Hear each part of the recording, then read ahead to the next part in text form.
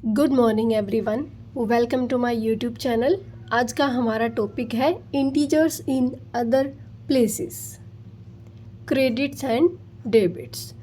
Integers in other places मतलब integers का और हम कहाँ कहाँ दूसरी जगह पे यूज़ करते हैं। अभी तक जो यूज़ था हमने देखा, कई तरीके से यूज़ किया हमने, मीन्स सब्ट्रैक्शन एडिशन करने में, फ्लोर्स पे ऊपर से नीचे जाने में। तो अब हम करेंगे क्रेडिट और डेबिट के रूप में। Suppose you open a bank account at your local bank with the 100 rupees that you had been saving over the last month. Suppose आपने एक बैंक अकाउंट खोला, कहाँ? अपने लोकल बैंक में, जैसे कि ग्रामीण बैंक होते हैं, इस टाइप से एक बैंक में आपने अपना अकाउंट ओपन किया। कितने रुपए से? 100 रुपीज़ से, जो कि आप लास्ट मंथ से सेव कर रहे थे। Your bank balance therefore starts at 100 rupees. जब आपने बैंक अकाउंट 100 रुपीज़ से खोला है, इसका मतलब आपका बैंक बैलेंस कितना होगा? 100 रुपीज़ होगा। Clear? Then you make 60 rupees at your job the next day.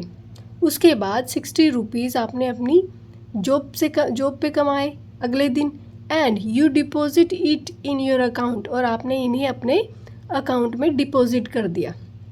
ठीक है, डिपॉजिट का मतलब होता है जमा करना। ठीक है, this is shown in your passbook as a credit. ये जो आपकी बैंक की पासबुक रहेगी उसमें एज अ क्रेडिट दिखाएगा। ठीक है, जो आप जमा करोगे वो क्रेडिट करके दिखाएगा, लिखा रहेगा ऊपर कितना, इस तरीके से क्रेडिट, और नीचे +60 ऐसे लिखा रहेगा। ठीक है, your new bank balance is, अब आपका नया बैंक बैलेंस क्या होगा? पहले अपने पास कितने थे? आपने कितने से स्टार्ट किया? 100 से स्टार्ट किया। कितने जमा किए बाद में? 60। तो टोटल कितना हो गया हमारे पास? 160 rupees. The next day you पे इलेक्ट्रिक बिल ऑफ ₹30। अगले दिन आपने इलेक्ट्रिक बिल पे कर दिया। कितने रुपए का? 30 रुपीज़ का। यूजिंग योर बैंक अकाउंट, इसमें आपने अपना बैंक अकाउंट यूज़ किया। जैसे आजकल UPI ID चल रही है ना, उसी तरीके से, मीन्स आपने अकाउंट का यूज़ किया।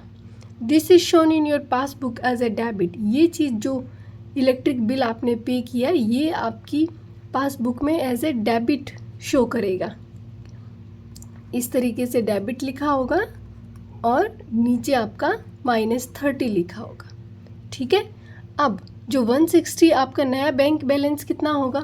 160 पहले थे, आपने बिल पे कर दिया 30 रुपीज़ का, कितना आ गया? 130 रुपीज़। ठीक है, ये आपका नया बैंक बैलेंस आ गया। The next day you make a major purchase for your business of ₹150। अगले दिन बिजनेस के लिए आपको एक बड़ा परचेज करना पड़ गया, जो कि है ₹150 का। Again this is shown as a debit. Again ये डेबिट में शो करेगा। क्यों?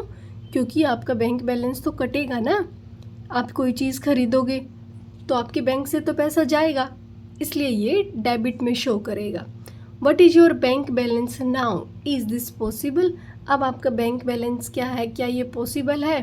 देखो, आपके अकाउंट में तो 130 रुपीज़ है और आपने डेबिट कर दिया 150 का। क्या ये पॉसिबल है? तो ये पॉसिबल हो सकता है आजकल, क्योंकि कोई बैंक जो होता है वो टेम्परेरी आपको ये अलाउ कर देता है कि कुछ रुपीज़ आप डेबिट कर सकते हैं, और वो आपका बैंक बैलेंस क्या कर देगा? नेगेटिव में कर देगा।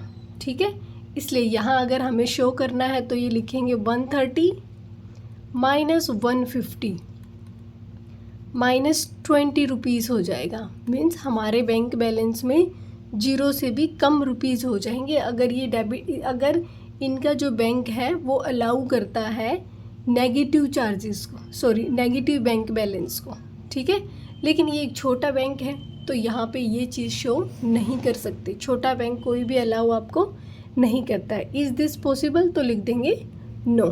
ठीक है, ये मैंने आपको करके बताया है। ठीक है, तो ये नहीं हो सकता, ये पॉसिबल नहीं है। अब देखो आंसर है नीचे, yes some banks do allow your account balance to become negative. कुछ जो बैंक्स होते हैं वो अलाउ करते हैं कुछ ही होते हैं, ठीक है, सभी नहीं होते, कि आपका बैंक बैलेंस जो है टेम्परेरी नेगेटिव हो सकता है.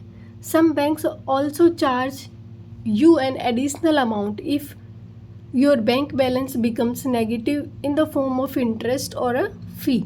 कुछ बैंक्स क्या करेंगे, एडिशनल अमाउंट का चार्ज लगा देंगे आप पे, इंटरेस्ट के रूप में या फिर एक्स्ट्रा फीस के रूप में, ठीक है, कि हमने आपको यूज़ करने के लिए अमाउंट दिया, उस पर इतना इंटरेस्ट लगेगा, ठीक है. Okay. Your strategic large purchase the previous day allows you to make ₹200 at your business the next day. जो आपने 150 का जो परचेज़ किया था, लार्ज परचेज, वो अगले दिन आपको क्या करेगा, 200 रुपीज़ बना के देगा, ठीक है. 150 का आपने कुछ सामान खरीदा, बिजनेस था आपका, और आपने 200 का उसको बेच दिया, तो आपके पास तो प्रॉफिट आ गया. यही है कि पिछले दिन जब आपने अलाउ किया था लार्ज परचेज के लिए, तो अगले दिन वो अपने जो बिजनेस होगा उसका नेक्स्ट डे उसमें क्या किया, 200 रुपीज़ आ गए. अब next, what is your balance now. अब आपका बैलेंस कितना होगा, कितना था हमारा, -20, ठीक है, -20, और अब बिजनेस में कितने, 200. अब क्या हो गया, +180 रुपीज़ आ गए. You can think of credits as positive numbers. आप क्या करेंगे, क्रेडिट्स जो होंगे वो पॉजिटिव नंबर सोचेंगे, और जो डेबिट्स हैं वो negative numbers. The total of all your credits, जितना भी आपके क्रेडिट्स होंगे वो पॉजिटिव नंबर्स होंगे, और जितने भी आपके डेबिट्स होंगे वो नेगेटिव नंबर्स होंगे. ये टोटल बैंक बैलेंस हो जाएगा आपका, ठीक है. सारे प्लस माइनस करने के बाद जो होगा वो आपका टोटल बैलेंस हो जाएगा. दिस कैन बी पॉजिटिव और नेगेटिव. ये पॉजिटिव भी हो सकता है, ये नेगेटिव भी हो सकता है. In general it is better to try to keep a positive balance in your bank account. Generally ये अच्छा होगा आपके लिए कि आपका बैंक बैलेंस जो है वो पॉजिटिव में रहे, ठीक है. क्योंकि इससे आपको इंटरेस्ट नहीं लगेगा, ठीक है, एक्स्ट्रा फीस पे नहीं करनी पड़ेगी, तो आपका बैंक बैलेंस पॉजिटिव रहना ज़रूरी है. आप करते हैं कुछ questions, figure it out. Suppose you start with zero rupees in your bank account. आपने क्या किया, स्टार्टिंग कितने की, 0 से की.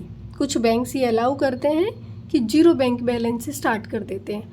And then you have credits. उसके बाद आपने क्रेडिट किया 30 रुपीज़, 40 रुपीज़, 50 रुपीज़, और डेबिट्स ऑफ ₹40, 50 एंड 60. और उसके बाद में डेबिट कितना कर लिया, 40, 50 और 60. What is your bank account balance now. तो आपका बैंक अकाउंट बैलेंस अब कितना होगा, ये पूछा गया है. तो यहाँ पे क्या करेंगे, क्रेडिट्स जो है उनका टोटल कर लेंगे, लिखेंगे here credits is equal to ₹30 plus ₹40 plus ₹50. कितना हो गया, 50 प्लस 40 90, 90 प्लस 30 कितना, टोटल कितना हो गया, ₹120. ठीक है, ये क्रेडिट्स आ गया. अब डेबिट्स का टोटल करना है, ठीक है. Debits is equal to ₹40 plus ₹50 plus ₹60. Total कितना हो गया, 40 प्लस 50 90, 90 प्लस 60 कितना, ₹150. बैंक बैलेंस पूछा है हमसे, यहाँ पे लिख देती हूँ. बैंक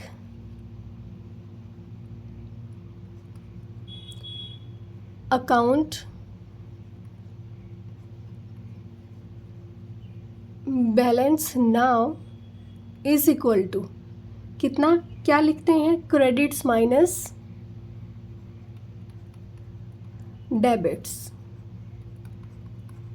क्रेडिट्स कितना है, ₹120 माइनस डेबिट्स ₹150. आंसर कितना आएगा, वन मिनट, इसको इरेज कर देती हूँ.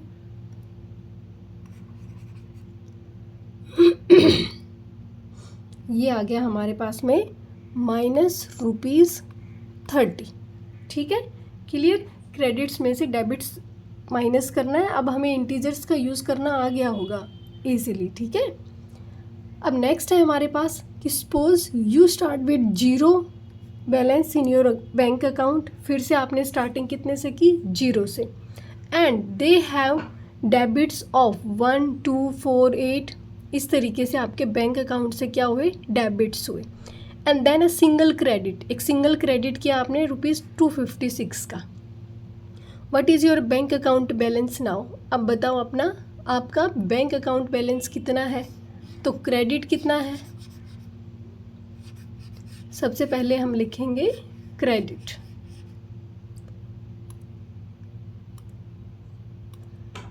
कितना? ₹1 प्लस ₹2 प्लस ₹4, ये दुगना होता जा रहा है।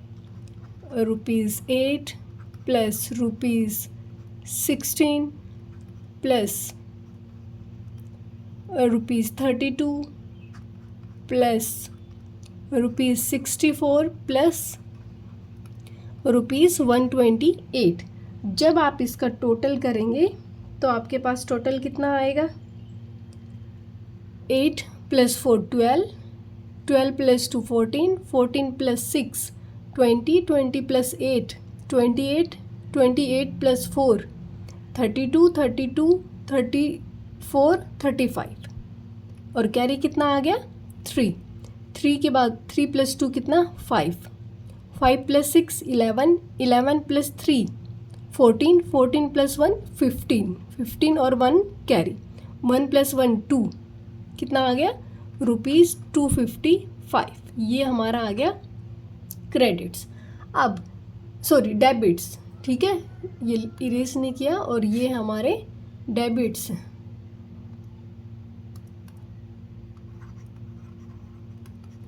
ठीक है, टोटल क्रेडिट कितना है हमारा? Total credit is equal to ₹256। ये हमारा एक बार में सिंगल क्रेडिट है। ठीक है, bank balance, bank account balance now क्या होता है? Credit minus debits. ठीक है, यहाँ पे अपने पास क्रेडिट कितना है? 256 का। ₹256 माइनस ₹255, कितना आ गया? ₹1। बैंक अकाउंट बैलेंस कितना है आपका? ₹1। अब क्वेश्चन नंबर 3, पहले इरेज कर दें इनको। क्वेश्चन नंबर 3 में है why is it generally better to try and maintain a positive balance in your account, in your bank account. ये ज़रूरी क्यों है? पूछ रहा है कि ये क्यों ज़रूरी है कि आपको ये ट्राई करना चाहिए कि जो आपका अकाउंट है, जो आपका बैंक बैलेंस है, वो क्या हो? पॉजिटिव में रहे। ठीक है, what are circumstances under which it may be worthwhile to temporarily have a negative balance. मतलब ऐसे कौन से सर्कमस्टांसिस होंगे जिसके अंडर आपका जो अकाउंट बैलेंस है वो नेगेटिव टेम्परेरी हो जाए, कोई दिक्कत नहीं हो उसमें। ठीक है, इसका रीज़न आपने बताना है। तो रीज़न हमने देखा, ऊपर पढ़ा था कि एक्स्ट्रा चार्जेस लगते हैं, इंटरेस्ट लगता है। ठीक है, इसलिए बेटर है कि हमें अपना जो अकाउंट है वो पॉजिटिव रखना चाहिए। यहाँ पे हम लिख सकते हैं कि generally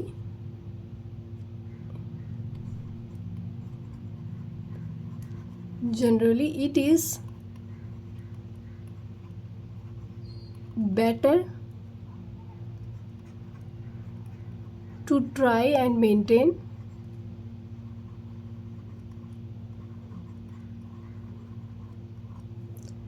a positive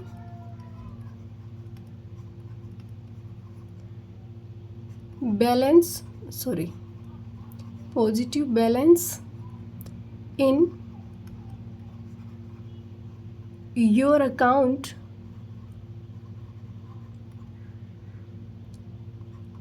to avoid extra charges or to avoid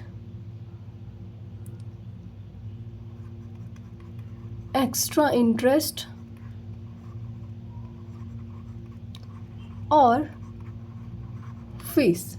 ठीक है, अब कहता है कि ऐसे कौन से सर्कमस्टांसिस होंगे जिसके अंदर अगर नेगेटिव बैलेंस हो भी जाए टेम्परेरी तो कोई प्रॉब्लम ना हो। तो ये हम अभी यहीं पे लिख देंगे, आप नोट डाउन करते रहें साथ साथ।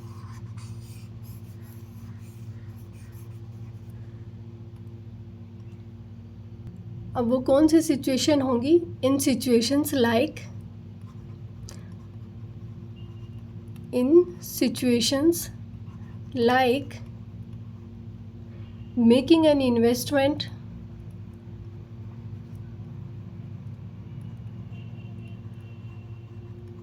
making an investment that will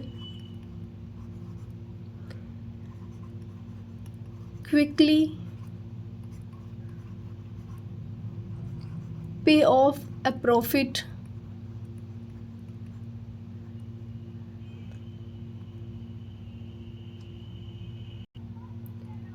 a negative bank, यहाँ लिख देती हूँ, बैलेंस might be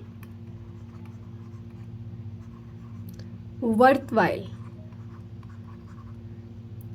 WHILE। ठीक है, ये एक ही सेंटेंस, ये एक ही वर्ड है। देखो कैसे, जैसे हमने ऊपर पढ़ा कि इस बंदे को क्या चाहिए था, इन्वेस्टमेंट के लिए पैसा चाहिए था, लेकिन उसके पास पैसे की कमी थी, तो उसके बैंक ने क्या कर दिया, अलाउ कर दिया एक मेजर परचेज़ के लिए उसको, बिजनेस के लिए। तो -20 हो गया। अगले दिन उसने क्या किया, 200 रुपीज़ उसमें डाल दिए वापस से, तो बैंक बैलेंस पॉजिटिव हो गया।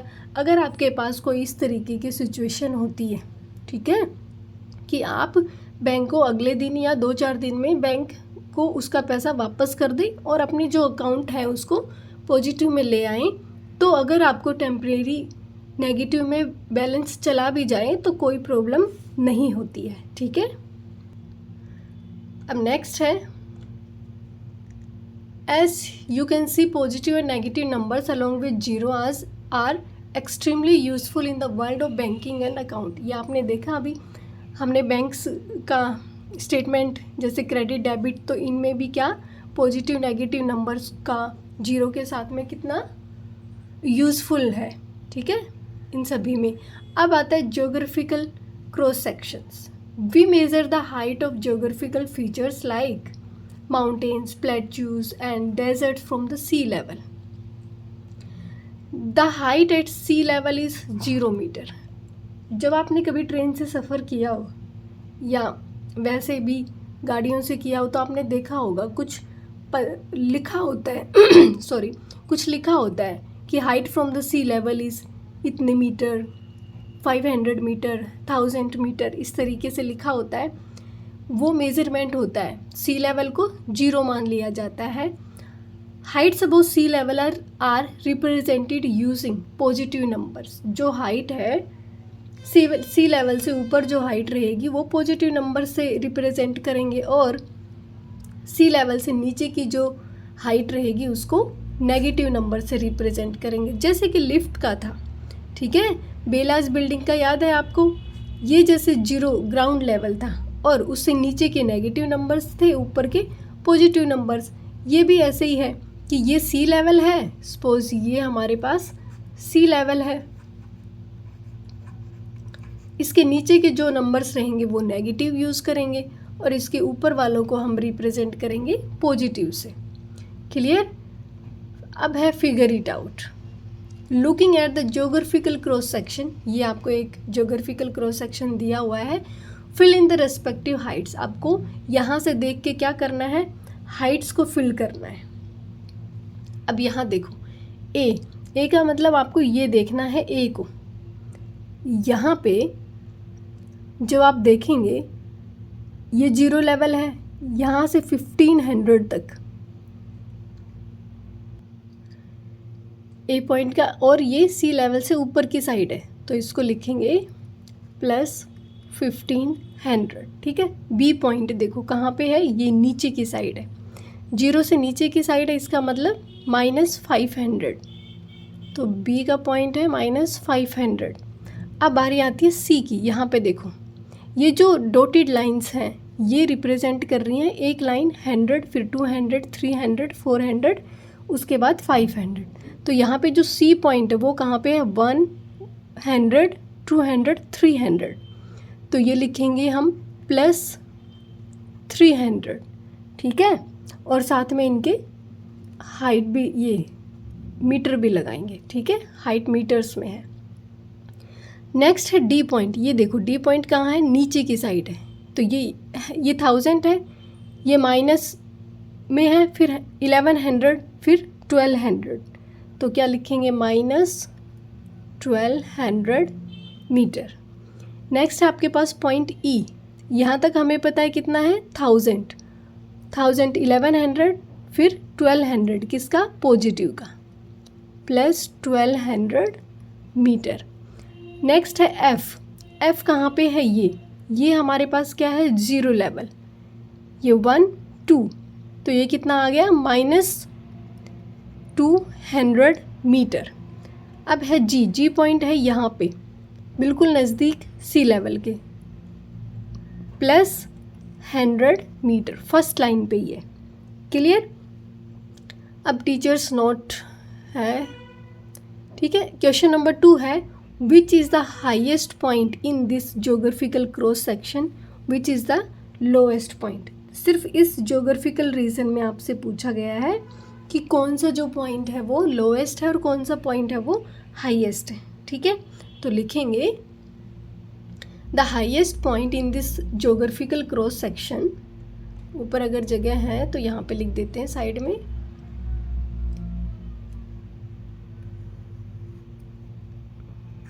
the highest point in this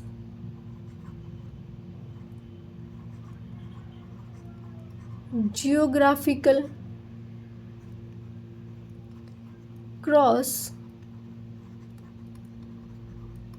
section is, कौन सा है यहाँ पे, ए पॉइंट, ये सबसे हाईएस्ट, तो लिख देंगे इस पॉइंट ए। सिर्फ पॉइंट पूछा है, आप इसकी हाइट भी लिखना चाहें तो लिख सकते हैं। फिर पूछा है लोएस्ट पॉइंट, तो लोएस्ट पॉइंट कहाँ है, ये डी पॉइंट है, तो लिख देंगे the lowest point in this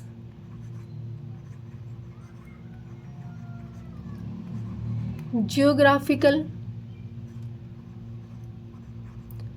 cross section is point D। ठीक है। नेक्स्ट क्वेश्चन है, can you write the points A B G in a sequence of decreasing order of Heights.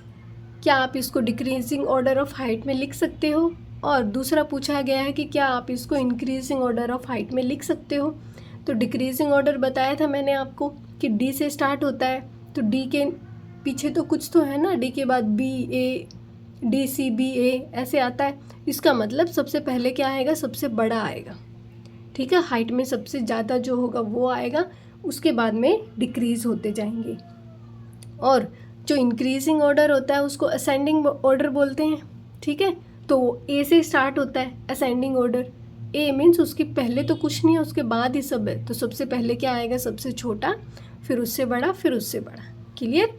अब लिख देते हैं हम क्या, डिक्रीजिंग ऑर्डर में। पहले इसको इरेज कर लेते हैं।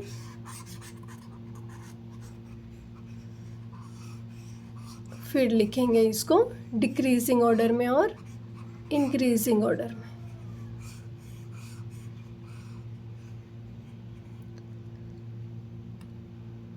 अब लिख सकते हैं क्या, heights in the increasing order. पहला डिक्रीजिंग में, हाइट्स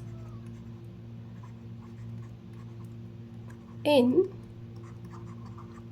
द डिक्रीजिंग ऑर्डर, और आप डिक्रीजिंग ऑर्डर को क्या बोल सकते हो, हाईएस्ट टू लोएस्ट, ऐसे भी लिख सकते हैं, हाईएस्ट टू लोएस्ट। ठीक है, कैसे लिखेंगे, सबसे हाईएस्ट कौन सा है, ए पॉइंट, उसके बाद में पॉइंट ई, ठीक है, उसके बाद में पॉइंट क्या है, सी, उसके बाद में पॉइंट है हमारे पास जी, जी के बाद है आपके पास एफ, एफ के बाद है पॉइंट बी, यहाँ पे लिख देती हूँ पॉइंट बी, और उसके बाद लास्ट में हमारे पास पॉइंट डी। अब इसको लिख सकते हैं दूसरे में क्या, इंक्रीजिंग ऑर्डर में, और इंक्रीजिंग ऑर्डर क्या होता है, लोएस्ट टू हाईएस्ट, इस साइड लिख देती हूँ, ये मैंने गलत लिख दिया स्पेलिंग इसकी,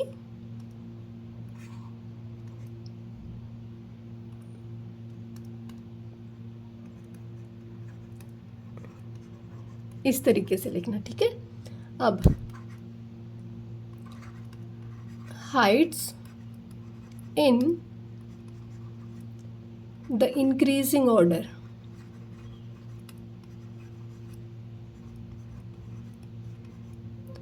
क्या, लोएस्ट टू हाईएस्ट, ये जो यहाँ पे लिखा है इसका अपोजिट मीन्स पहले क्या आएगा, डी, ठीक है, उसके बाद में क्या आएगा, बी, उसके बाद में एफ, फिर जी, जी के बाद सी, सी के बाद में ई, और ई के बाद में ए। ठीक है, क्लियर, पहले डिक्रीजिंग ऑर्डर में लिख दिया, फिर उसका अपोजिट जो होगा वो इंक्रीजिंग ऑर्डर में होगा।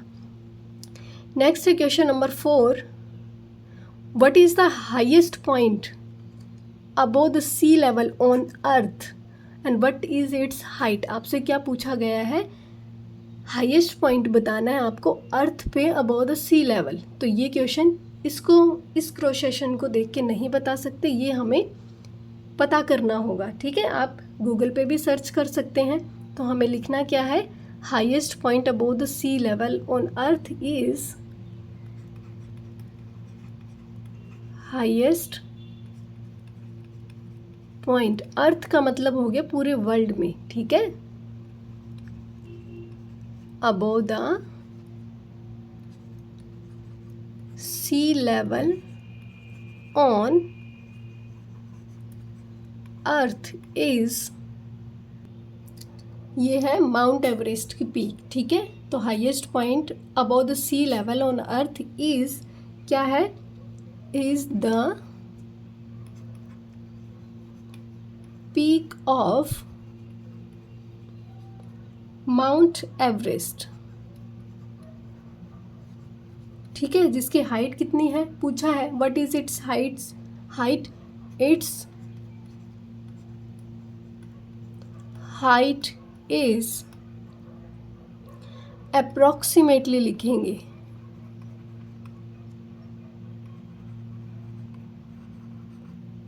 कितनी है 29,032 फीट, या फिर आप कह सकते हैं 8848 meters above the C level. ठीक है, नेक्स्ट क्वेश्चन है हमारे पास question number 5, what is the lowest point with respect to sea level on the land. सबसे लोएस्ट पॉइंट पूछा गया है, ठीक है, सी लेवल से, ऑन लैंड, ज़मीन पे। दूसरा पूछा गया है कि ऑन द ओशियन फ्लोर, समुद्र के फ्लोर पे पूछा गया है कि लोएस्ट पॉइंट। दोनों बताने हैं और दोनों की हाइट बतानी है। The height should be negative, height को क्या लिखना है, नेगेटिव में। ठीक है, तो लिखेंगे the lowest point the lowest point with respect to sea level on land is कौन सा है हमारे पास? डेड सी, ठीक है, डेड सी। और इसकी जो हाइट है, ठीक है, इट्स हाइट इज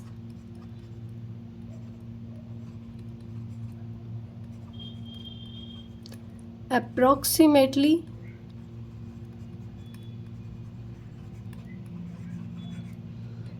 430 मीटर्स, और आप कह सकते हैं 1411 फीट। या तो आप यहाँ पे लिख सकते हैं बिलो सी लेवल, लेकिन आपसे पूछा क्या गया है कि हाइट क्या होनी चाहिए? नेगेटिव में होनी चाहिए। तो ये लिखने की बजाय हम इसकी हाइट को क्या करेंगे? नेगेटिव में कर देंगे, ठीक है। यहाँ पे भी -430 और यहाँ पे भी -1411 फीट, ठीक है। अब नेक्स्ट आपसे पूछा गया है कि ओशन के फ्लोर पे बताना है, ठीक है। तो लिखेंगे द लोएस्ट पॉइंट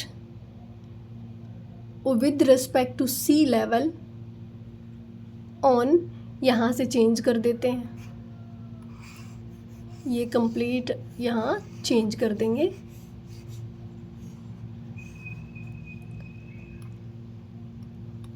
यहाँ लिखेंगे on the ocean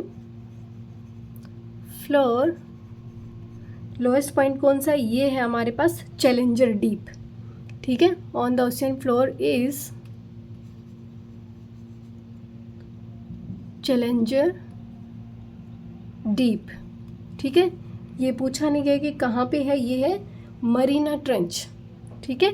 challenger deep है, इट्स हाइट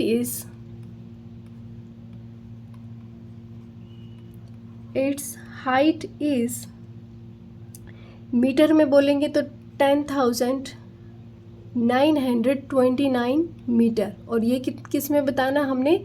नेगेटिव में बताना है। या फिर लिख सकते हैं इसको फिट में, लिख सकते हैं -35853 फिट।